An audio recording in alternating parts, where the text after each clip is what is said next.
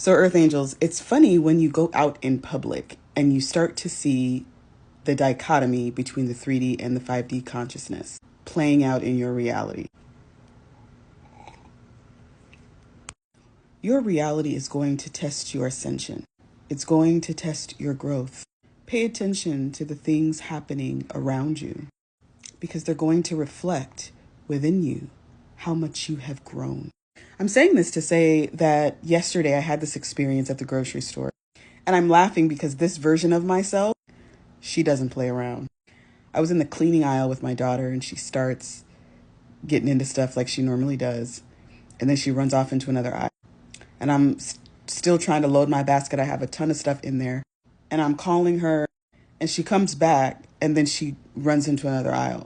And at this point, I'm already ready to leave because we've been there for over an hour and I had gotten a bunch of stuff and my basket was full. And I come out of the aisle and I'm looking for her and calling her name and she ain't coming.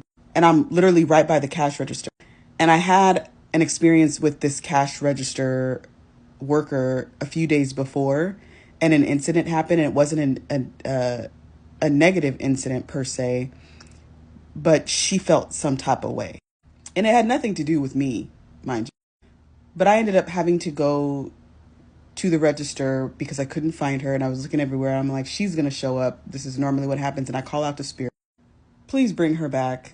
Show her that I'm right here. And I keep going and looking through as I'm putting the things on the conveyor belt. But I had a peace. I knew that she was going to be fine because that's the world that I live in.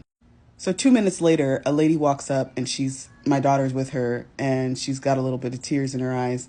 And the lady was like, I just found her because she was sitting somewhere and she was just her. She was sitting in a ball and she was crying, where's my mommy?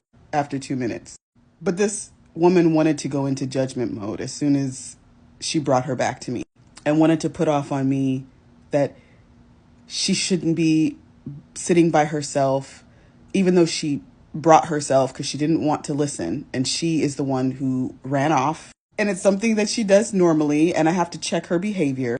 But when people start popping off at the mouth and going into judgment, they want you to wear their fear. They want you to wear their worry. So I politely tell the lady, thank you so much for bringing her back. I really appreciate it. And when she starts going into judgment, I just nod at her. Thank you. Like I don't know. So she leaves, and I go on to my communication with the cashier, ringing up my item.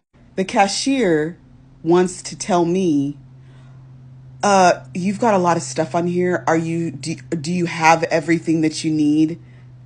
Do you have the budget for this? What?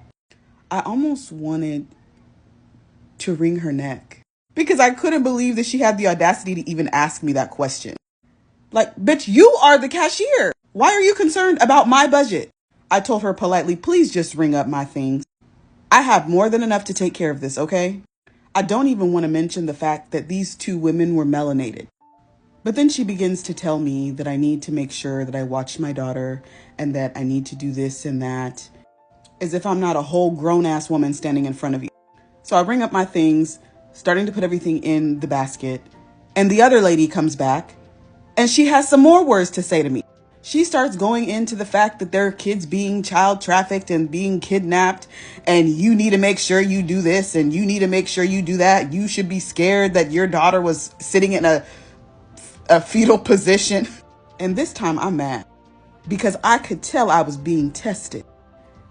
And she stood in my face and I stood in her face, standing in my power, and told her, lady, I do not wear your worry and I do not wear your fear. The simple fact that the universe brought you to her to bring her back to me is a confirmation of my faith and trust that everything is working out for me. I am protected and my children are protected. And she looked confused. You see, when people want you to wear their clothes of fear and worry and regret and judgment for how they think you should do something specifically, that energy is not yours to carry. The energy in that store yesterday was so heavy you could cut it with a knife because I got loud, because I'm at a point in my life where I'm not wearing anybody's clothes. Nobody's putting anything off on me that does not belong to me. I have learned to confidently stand in my power and it works for me. And no one and no thing is going to stop that. You have to be so resolute in your knowledge of self that no one in the universe that opposes your identity, regardless of whether they're melanated or not, can throw you off of your destined and divine path.